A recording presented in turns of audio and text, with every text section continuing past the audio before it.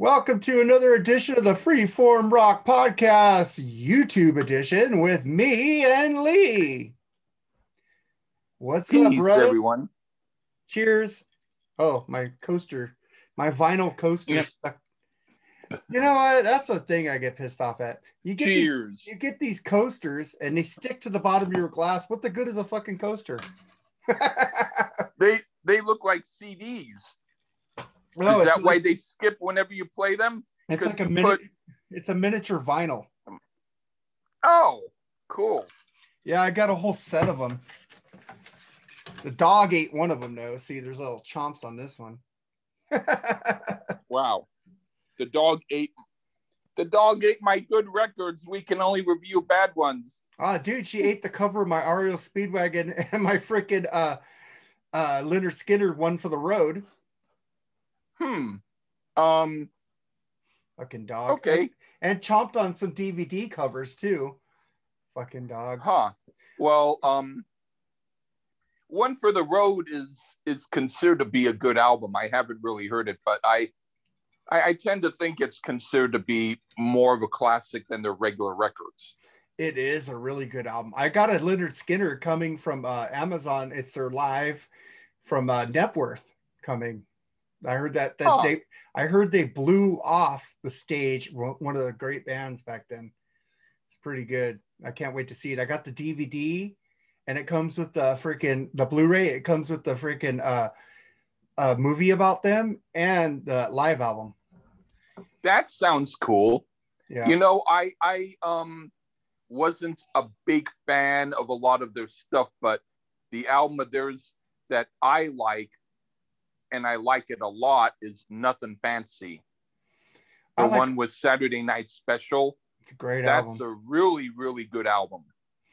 I like Our Name is Leonard Skinner. I like that one. I think that's the first one, right? Yeah, that's the first one that I had too. I like about half of it. Oh, that band was so good. I'm just wondering if Roddy would have survived, fucking what they would have done, or they would have went like maybe his death made the band bigger than they actually were. But the band was doing really well though.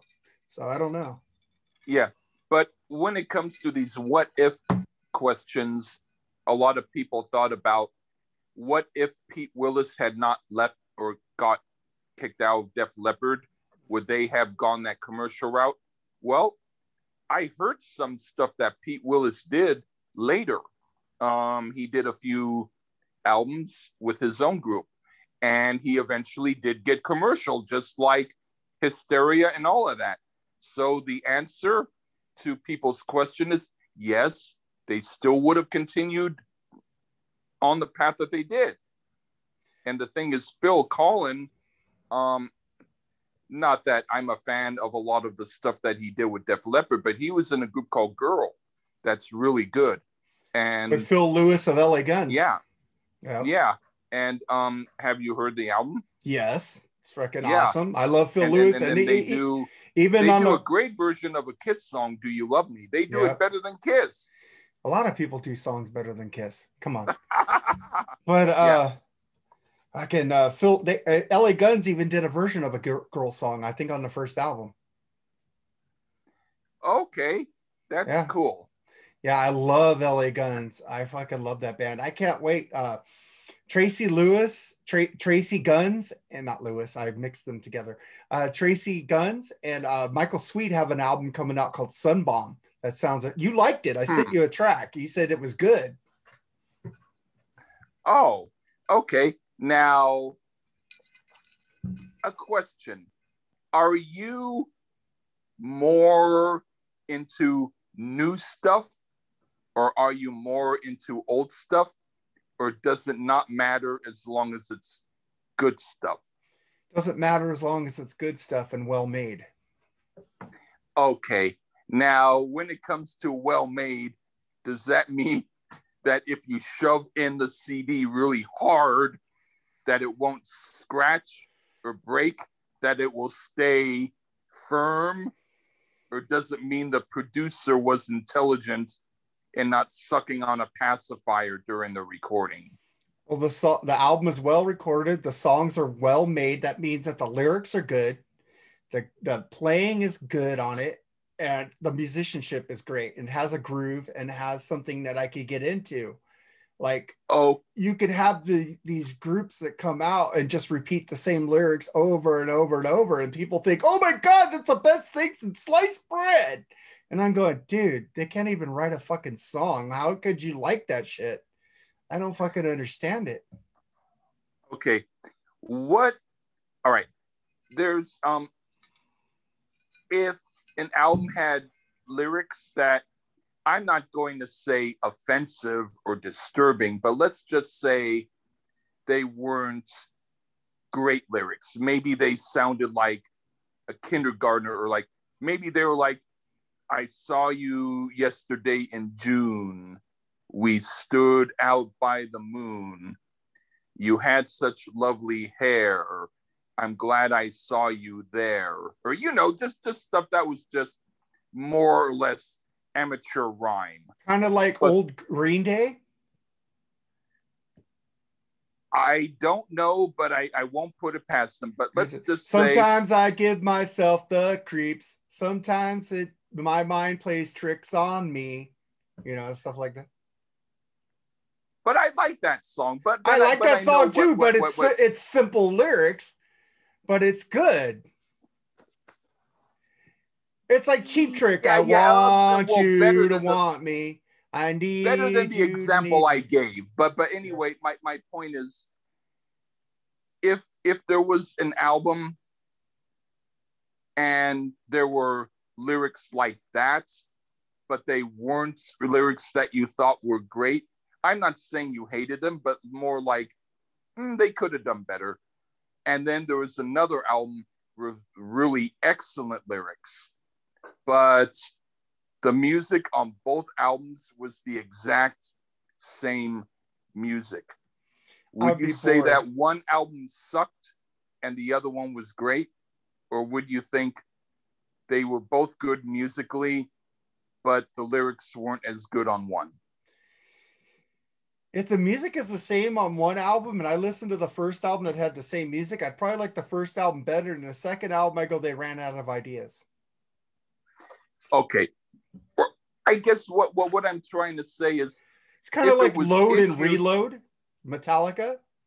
It's no. What I'm trying to say is, if let's say, for instance, Def Leppard came out with two versions of Hysteria, but didn't tell anybody, and the first had the lyrics to the songs the way that you know them, and the other one had lyrics like "Poop poop a doo," "Let me put my butt on you," "Poop poop a doo," "My fart is hoo hoo." But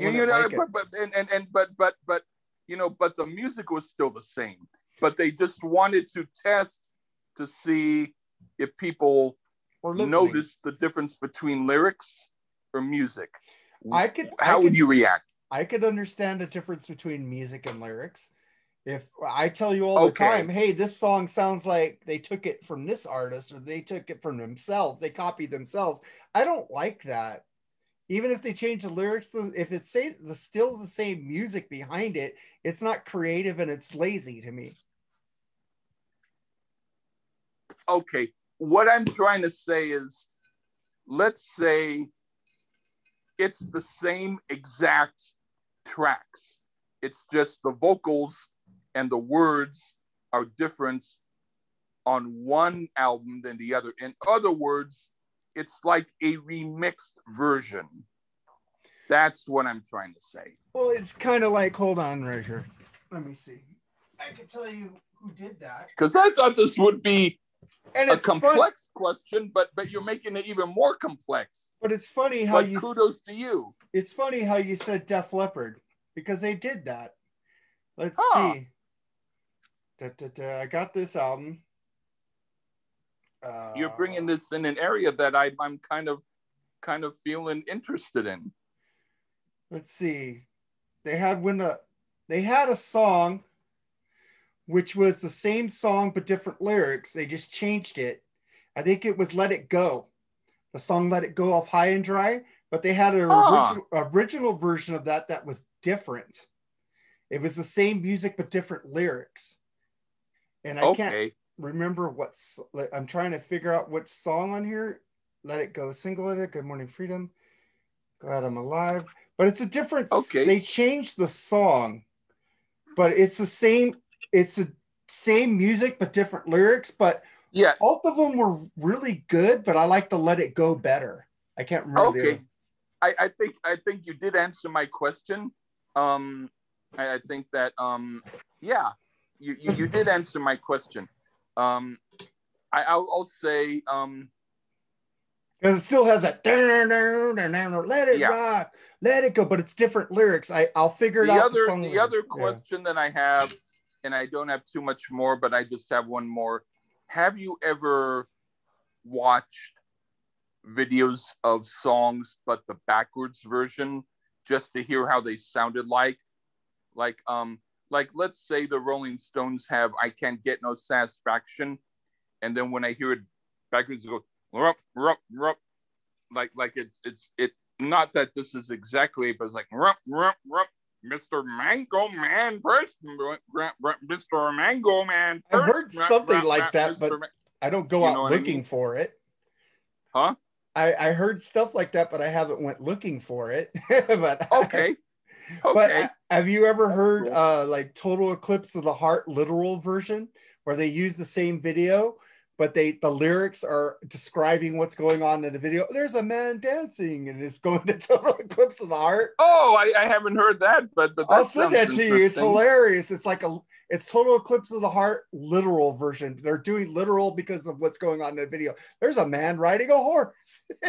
Oh, that actually sounds like, even though I don't like that song, I probably would like that video. You know, this is the thing. I don't really like any albums that Bonnie Tyler did, but I really, back in the day, wanted to get one of her albums because she was sexy on her album covers, and I liked her, and I wanted to buy it so I could look at her. But if I bought it, I would have bought music that I didn't like. So how can I rectify that? I think if I were to do it now, I would say I'm buying it. I'm buying the album for the cover. It's like and the record just happens to be in it. It's like me buying the first Mariah Carey album because I thought she was hot. And then I figured out I did like about 5 songs off of it. So yeah, the first time that I heard Mariah Carey, here's the thing, she's really, really sexy and I like her, but I like her now better. She's got more meat on her bones, her boobs got bigger. But she's okay, I'm not going to comment on that. but what I'm going I'm to not say misogynistic, okay? I just like the way she looks now. I like women the way they present themselves. She still presents herself. You really like well. Women after they eat a great big Thanksgiving meal and everybody's food on their plate. I like boobs. Okay, I'm sorry. Yeah. Even if the boobs is only because they're bloated, but anyway, Mariah Carey still looks freaking sexy as hell, though. I think I don't want to sound like an asshole. So you know, I'm starting to sound like an asshole. Have you seen Linda Carter? Linda Carter still looks hot. Who? Linda Carter, Wonder Woman. Is she overweight too? No. Oh, okay. All I'm trying to say is I liked Mariah Carey back then a little bit, but when I saw the video to the first song on MTV, I was somewhat annoyed only because I didn't love the music. But then later on, I think I liked it, but it was like going into a pool where the water is very, very cold. And eventually you get used to it, but at first you don't want to go into it. You know what I mean? Yeah, I know what you mean. Yeah, Mariah Carey, man, I sent you that video for Someday because she had her shirts tucked in back then, and you said, I knew I'd like this song for a reason. I was like, I like that song, though. I can't wait. I have to chew on some chips. I'll drink some. Cheers. Oh. Okay, but let me get into stuff I'll drink too in a moment, but think of a question for me and I'll answer.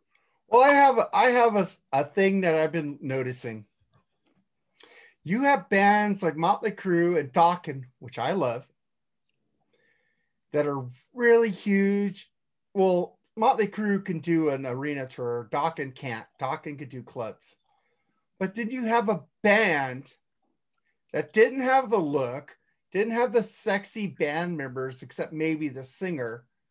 Fucking Cheap Trick is a way better fucking band than fucking Kiss, fucking Dokken, fucking Def Leppard, fucking Motley Crue. But they haven't sold the millions of records that those bands did because they had the fucking look and they had the sound. Cheap Trick puts out quality fucking music still to this day, and they fucking open up for bands like Foreigner, fucking Kiss, and they don't headline. They got into the Rock and Roll Hall of Fame, but fucking they don't get fucking the credit they fucking deserve, and it pisses me off. Okay, here's an interesting thing. I have something to say about it. I agree with you, but there's also another point to it that I want to say, but I want to first drink a little bit so you're and my listeners can see me drink.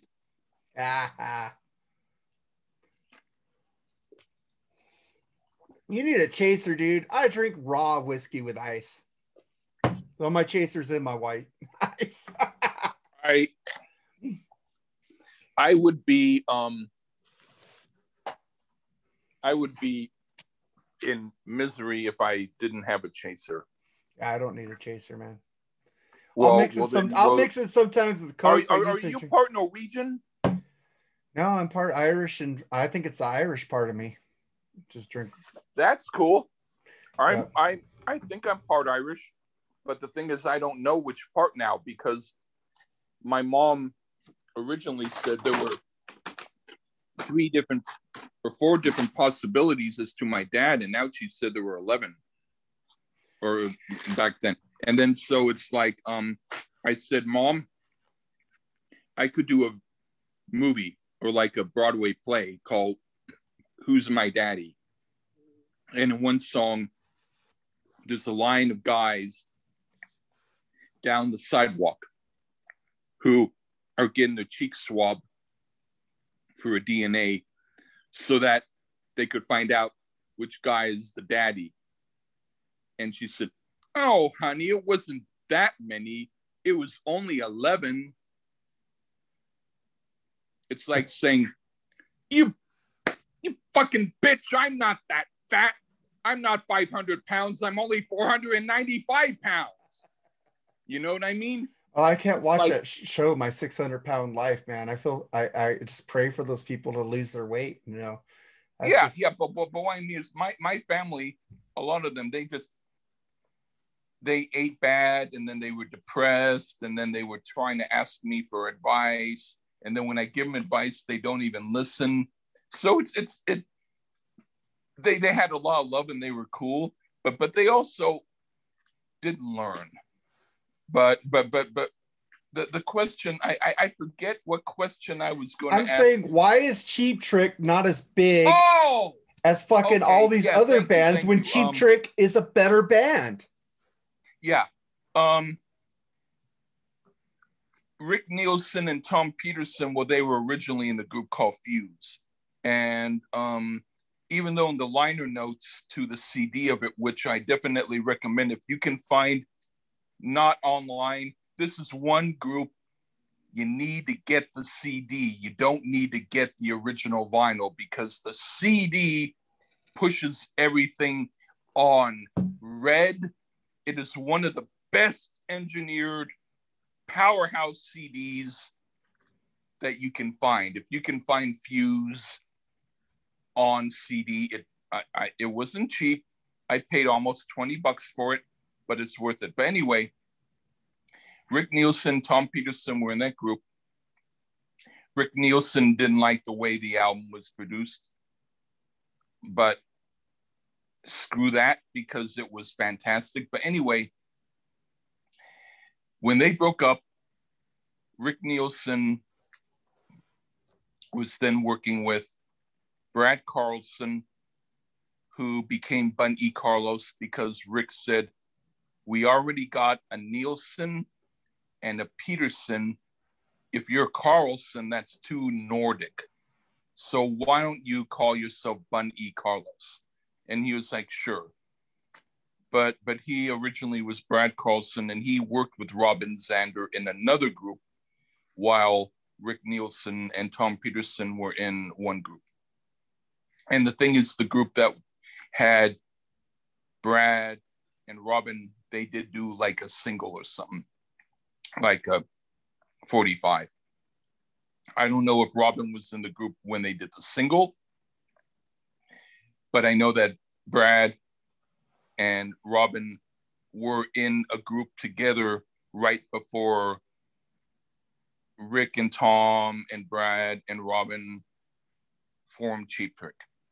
And then when they formed Cheap Trick, they said, we gotta have an image. We gotta have some that stands out, because our groups, or Rick and Tom thought, you know, we didn't make it, possibly because we didn't have an image that stood out. We have to have some sort of gimmick, some sort of something to make it so that we're noticeable. And then, so that's how partly Rick and Brad, who became Bun E, did the short hair look.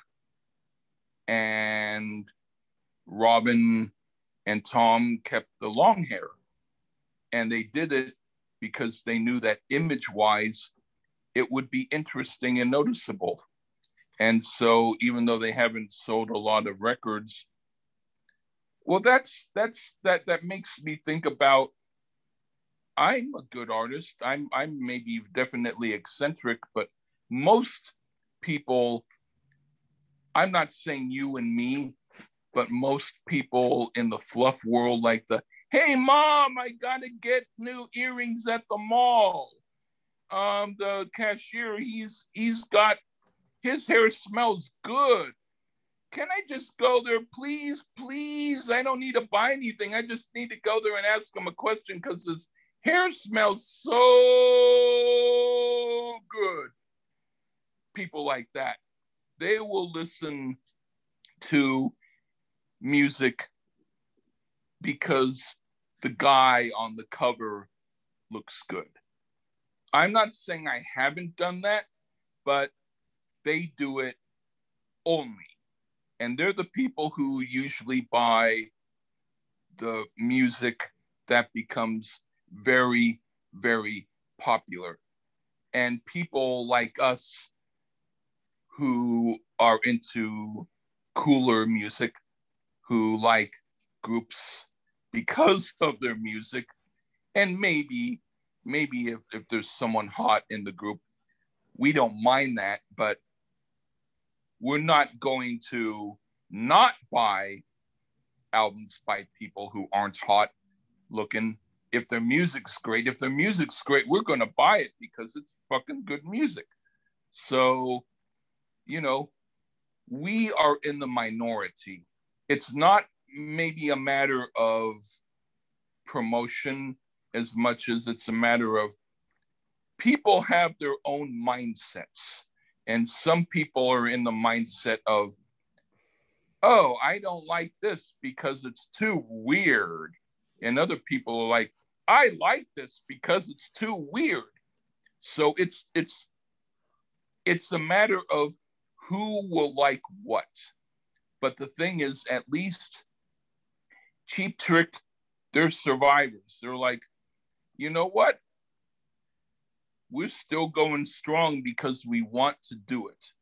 And even if we're not major well-known, as far as, you know, compared to other groups, we're still doing pretty damn good because there's a lot of groups who haven't even gotten to where we are.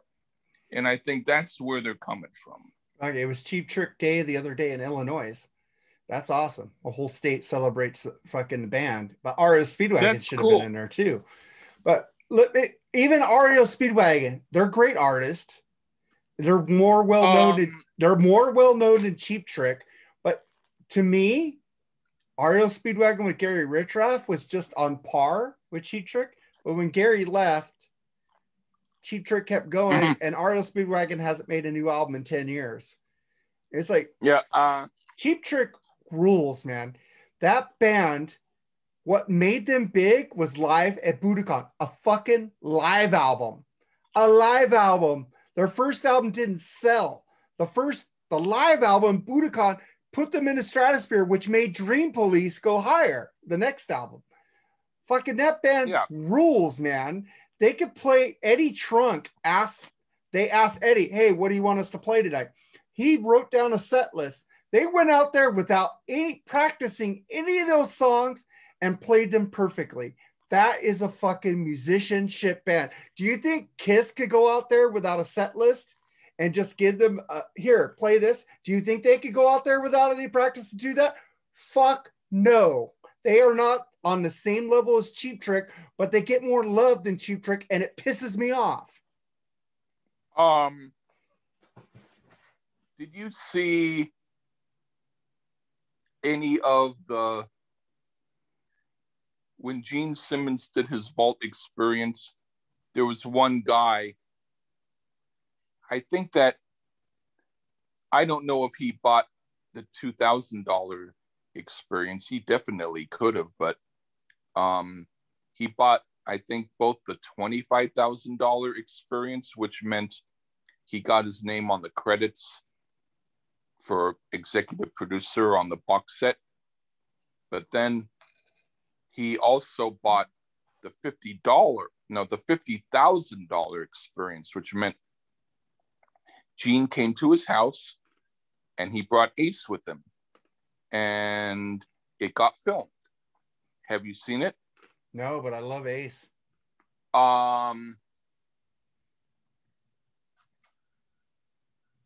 That's understandable. He's good, but you're going to hear about 20 minutes, because they only performed about 20 minutes, but 20 minutes of trying to do at least one song halfway without too many mistakes. And they don't do it. They're like, okay, wait,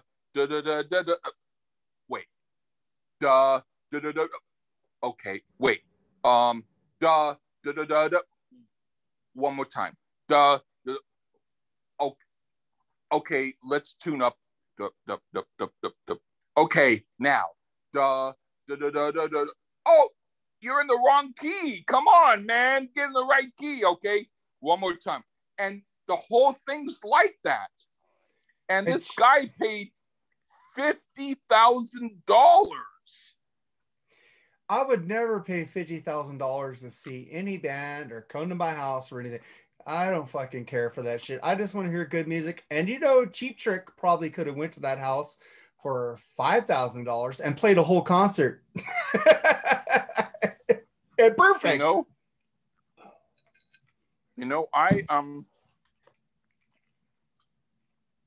I want to eat more chips, but I don't want to ruin the chomp of the podcast. So I'm not going to do it just for now. I'm going to, curb my appetite. But I want to say, Tostitos my wife would love you. She loves those Lyman and those Tostitos ones. Yeah, the hint of lime. I can't stand them. And then I like sour cream and onion and barbecue. America's Test Kitchen likes Chi-Chi's salsa. Nice. So I bought that because hey, America's Test Kitchen likes Chi-Chi's. And the lady, I like Chi-Chi's.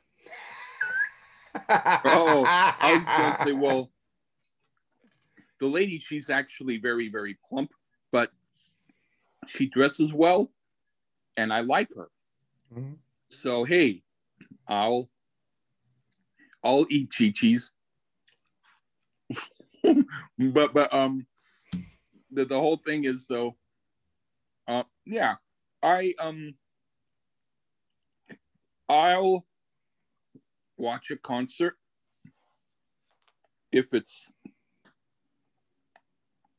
come on, spit. And anyway, I'll watch a concert if it's well, if it's someone who I really want to see, and I'm still really hoping that the Steve Winwood concert, which hasn't been canceled yet, is going to go on, because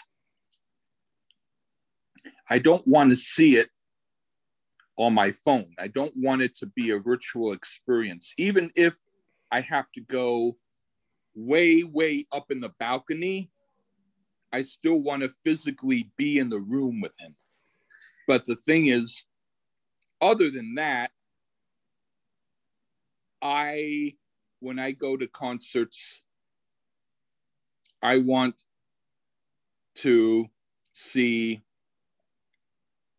concerts in clubs, because the people there, it's in some cases it's cheaper than a regular concert, and you can meet the band, or even if not, it's still a better experience. And now here's the thing. If Paul Stanley did Soul Station in a concert that was close to me, and the tickets were reasonably priced, and I had a fairly good idea that maybe he might come out at the merch table, I'd go. Hey, I would meet him, even though I get on him for lip singing. People seem to love that Soul Station album. It's just me. When I hear "Ooh, Child," I think he's singing to a baby, trying to get it to sleep. He has no soul to me. His background singers and his band are really good. He was smart to get a good band and background vocals for him, because it makes him sound better. I don't know if he could pull it off live, but if he can, kudos to him. But Vincent Cavanagh said they have these new things where you could do, what is it called? Auto-tune. You could do auto-tune live now. That is fucking insane. I don't want to see that. I don't want to see somebody sing it and processing through a computer and fixing it to the speakers. I don't want to see that live. I want to see live. I give kudos to David Lee Roth and Van Halen for releasing that fucking Van Halen live album in Japan that had no fucking, they didn't fix it. He sounds like you would see him. I do respect that a lot, because some people have said that wasn't the best concert that they could have done. That David Lee Roth probably picked a less than great concert. But I heard selections from some other concerts, and I don't see how much better they were. I think that he probably knew what overall concert was good. And I still haven't heard it. I've heard the only two things that I need to hear of Van Halen to be like a completist is the Right Here, Right Now and the live thing. Everything else. The Right Here, Right Now is very studio fixed, but it's still really good. I love Sammy. People get on me for loving Sammy Hagar. I love The Circle. Yeah, I don't. That doesn't bother me. Have you heard Chickenfoot? I've heard maybe a song or two. Should I hear the whole album? You should hear both albums. Chickenfoot, the first one, and their Chickenfoot 3 album, which they skipped calling it the second album. But it's Joe Satriani is really good, and you hear Michael Anthony high in the mix on the background vocals. And it's like when I saw Chickenfoot live in person at a club, they kicked ass, man. It's fucking the song Turning Left. That would have been good to see. Joe Satriani is amazing. I saw him on the Flying in a Blue Dream concerts. Man, that was amazing by himself. With Stu Hamm on bass. He's a great guitarist. And even Michael Anthony says he wants to get together with those guys again and do a new album. Man, I love Chickenfoot. You probably saw more concerts than I did. Probably since 85. That's when I started. My first concert was REO Speedwagon. Wheels Are Turning with at the Great Western Forum back then. It was REO Speedwagon with Survivor with Jimmy Jamerson opening on their Vital Signs tour, and fucking Jimmy was amazing opening act. Cheap Trick was also opening on that tour late in back east. They did the Standing on the Edge second leg. I didn't see Cheap Trick. That would have been awesome to see Cheap Trick, but I have seen Cheap Trick twice. I seen him once headlining at the Universal Amphitheater, which was fucking awesome. And I seen them opening up for Foreigner with the new Foreigner. With Kelly Hansen on vocals, and they were amazing, just as good as Foreigner. I wish they would have played longer. Yeah, I'm wondering, do they have a different spirit when they're live and when they're an opening act than when they're headlining, or are they the same? Dude, they just kick ass. There's no difference. It's just less songs. It's about it. Okay. And Rick is hilarious, man. Yeah. I'd say with me, it took a hell of a long time for REO Speedwagon to finally be a headline act. It's like it took them almost like 20 years because they were always an opening act. I think maybe in clubs they were headlining, but in amphitheaters it took them a hell of a long time to finally become a headline act. I love Gary, man, but I like their new guitarist also. I saw them on the Earth, the Chicken, and a Small Man, whatever tour. They were at the Greek Theater. They were fucking awesome too. The thing is with their new guitar player, he's good. I can't remember his name right now. He plays the leads faster than what Gary played. Gary played them slow and methodically. Yeah. The other guy rushes through the leads, the old songs. Is it almost like he's like, I want to get this over with because I don't really want to play him? No, he plays it good. He just speeds them up. It's a little different. It's like Gary with like, and the other guy's like, it's different. That sounds okay to me. He doesn't try to look like Gary. He tries to play him the way he would play him, which is cool. I think that would be cool because all I know is I saw Chicago do 25 or 6-4, and there was this guy with this weird blonde hair sticking up that looked kind of, to me, a little freakish. It was like he's like an old punk rocker almost, like very, very old, or a lot old, but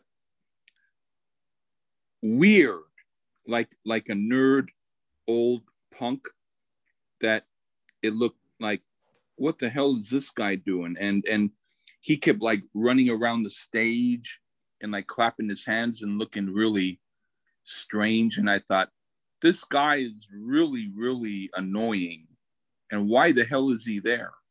And I found out, I went, who is he? And I looked and it was Kevin Cronin. And I'm like, is that how Kevin Cronin looks now? Now I can hear it and it's better, but he's like, how the hell did he get from where he looked back in the 70s to looking like Billy Idol's grandfather? I don't like him with the blonde hair. I think that's terrible.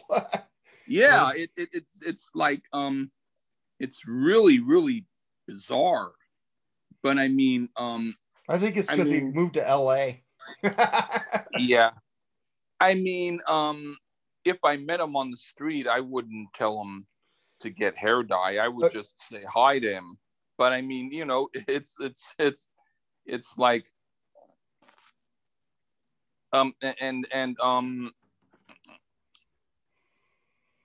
yeah, I I'll have to listen to a Kevin Cronin solo album to find out. Does he have a solo album? I don't think he has a I have solo album. no idea. He doesn't have any solo albums. It's all Aria. I have no idea. And but Dave Amato is well, he's not new anymore, but he's the guitarist of Aria Speedwagoner now. Dave Navarro? Amato. Okay. Dave Navarro is of the Jane's Addiction. Okay. Yeah. But anyway, which we should do a review of one of their albums one day. Or Porno for Pyros. I like Porno for Pyros too. They're cool. I had the CD. That was I had it on cassette. We make great pets. We make great pets. That sounds like something you would write, Lee. We make great pets. Yeah. Yeah. Wait a minute. I know that song's about aliens coming down using us as their pets, right? I have no idea. All I know is I knew a friend who apparently he was going to host a party and he saw Perry Farrell walking down the street or so, and he just said to him something like, "Hey Perry, want to host my party for me, man? I think it would be great. I think people would go." And Perry said, "Okay." And I heard that he showed up.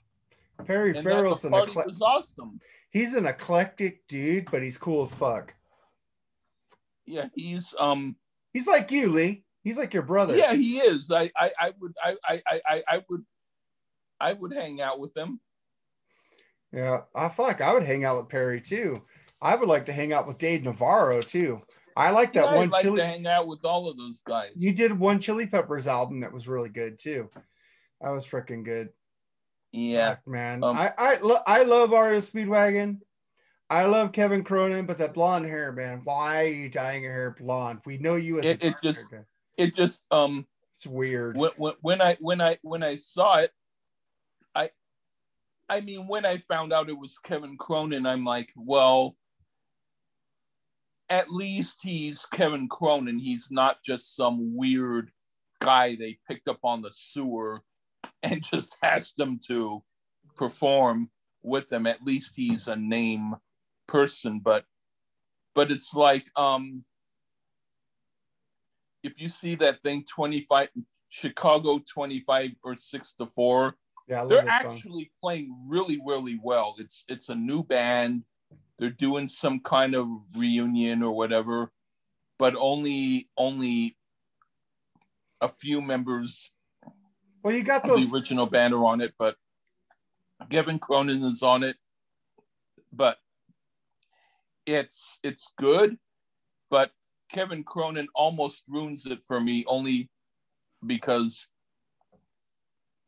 he keeps running around on stage and he claps his hands like a swinging monkey who's clapping his hands, and he's like just running around all over the place. He's smiling and he's trying to bring good vibes, but it's just, he looks like someone's grandpa who's trying to look like Billy Idol, but is 80 years old.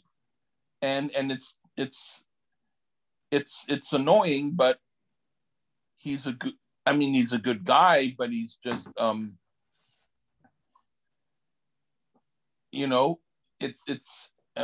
now I can see it again and like it, just because I'm thinking about how ridiculous he looks and I can look at it from that point of view. But yeah, I mean, other than the fact that, I mean, I'll still listen to his music, but I mean, I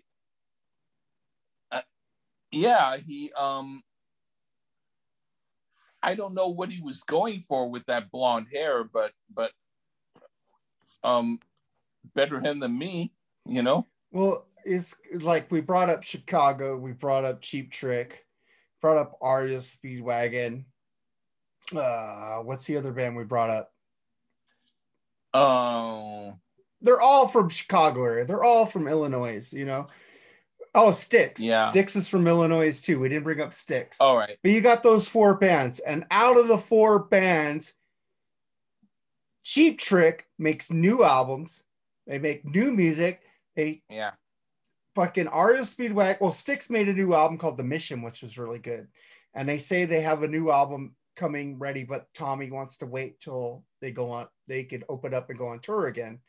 But the thing is, when I saw Styx with Aria Speedwagon on the Mission tour, they only played 2 songs off that album. The rest was old songs. So why wait? Just really fucking, I was hoping they'd play at least 5 or 6 songs off the Mission because I thought the album was incredible. I miss going to concerts where they use concerts to promote the new album. Now they use concerts to promote their old music and not play the new music, which is insane to me because the new music is just as good as the old music if they're good. Styx's new albums are really good, and I would like to see them play more songs of it. But Aria Speedwagon, they haven't made an album like 2009, I think. I don't know. Don't quote me on that. They haven't made a new album. Cheap Trick's made consistently new albums every 2 to 3 years. Chicago hasn't made a new album. These bands are getting lazy and sitting on their laurels while Cheap Trick just keeps fucking, boom, we got new music, bitches. Come listen to it. And these other bands are saying, why make new music? Blah, blah, blah. At least Styx is getting out of their doldrum and has 2 albums ready. But fucking Aria Speedwagon is lagging and Chicago's fucking lagging too. Get in there, make some fucking new music. I'll buy it. I'll like it. You guys are awesome and I want to hear it. Yep. And Deep Purple also makes new music. Yeah, I didn't like their last album. I liked the album. I bought the album before that, and I didn't like it. Basically, I liked some of it. It's not as good as their album Bananas. Bananas is really good, you know. Yeah. I have to hear. I heard some of their new album. It's interesting because Steve Morse, as a guitar player, I mean, he's great. But the thing is, when he was in his band, the Dixie Dregs or the Dregs, and even maybe in some of his own solo stuff, that's where he has a chance to fly and do a whole bunch of stuff that's progressive, but all sorts of different styles. I saw Purple open up for Judas. Actually, Judas Priest opened. They were like co-headliners.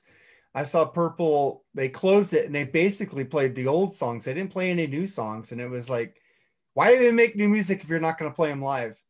What the fuck? Why make new music? It's like Homer Simpson on The Simpsons to Bachman Turner Overdrive. Taking care of business, taking care of business. Because they go, we're going to play some new songs off our new album. And Homer's going, taking care of business. That's fucking, the fans are fucking killing new music by old artists because they don't want to hear the new shit. And the new shit is actually good if you listen to it.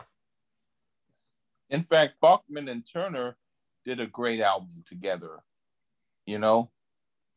It's only called Bachman and Turner because the other 2 guys in the group said that if you use the name Overdrive, then we're involved in it, and then we have to have money.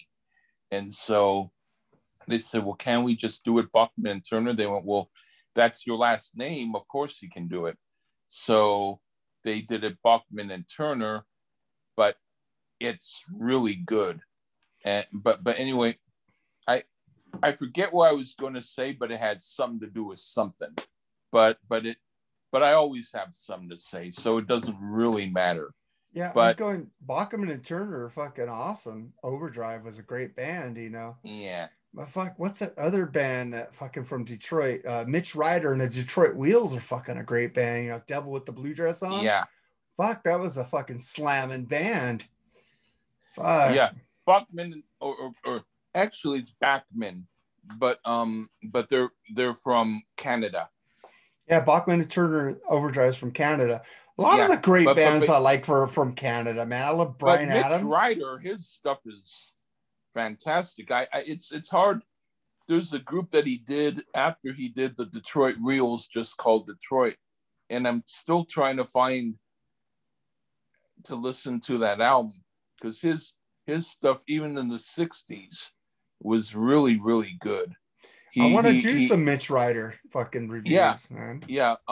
He did a solo album that Have you ever heard his version of the Prince song "When You Were Mine"?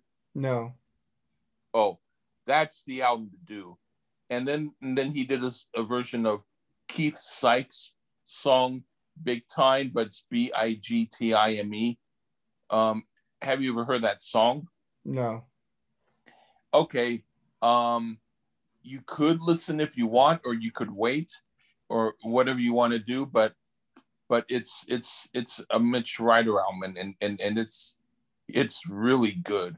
We ought to do it because he's really it's a really good album. Yeah, man. We need to. There's a lot of shit I want to do, man. We're finally gonna do a Suicidal Tendencies album. We haven't done them. Who? Coming up, Suicidal Tendencies. We're doing an album Oh by yeah, them. I love Robert Trujillo on bass. I love Infectious Grooves. I love old Suicidal. I love new Suicidal with Dave Lombardo is the drummer of that band now from Slayer. I don't like Slayer, but I love him on drums. You know, yeah, I'm trying to pick groups that we haven't done that we don't get monotonous and freaking just start doing Dawkins and Def Leppard's and fucking this band and this band. I want to do yeah, bands that fucking I grew up with that I want people to listen to. I want to do more REO Speedwagon. We only did REO 2. That's it. You yeah. know, I did the very first album with Dr. Fuck on my podcast. I know he probably doesn't like it as much as Kevin. But Kevin solidified that band to me when he went to REO The 2. very first album is interesting. Yeah, well, Gary It Richrath had is Terry amazing. Luttrell. Yeah, Terry Luttrell was the singer, and then Terry Luttrell at that time, he kind of sounded like a regular, like the woman, kind of a singer. But then he was in Starcastle, and he was like, "Oh, the stars are out tonight." You know, he had a totally different voice, and they were very progressive. If you want to right. hear Terry Luttrell, he became a born again Christian, and they did progressive stuff. If you want to hear a group that sounds like the American version of Yes, which some people say, that's Starcastle. That's with the first singer from REO. Who else was in Starcastle? A guy named Steven Hassler and nobody who was known at, well, Herb Schmidt.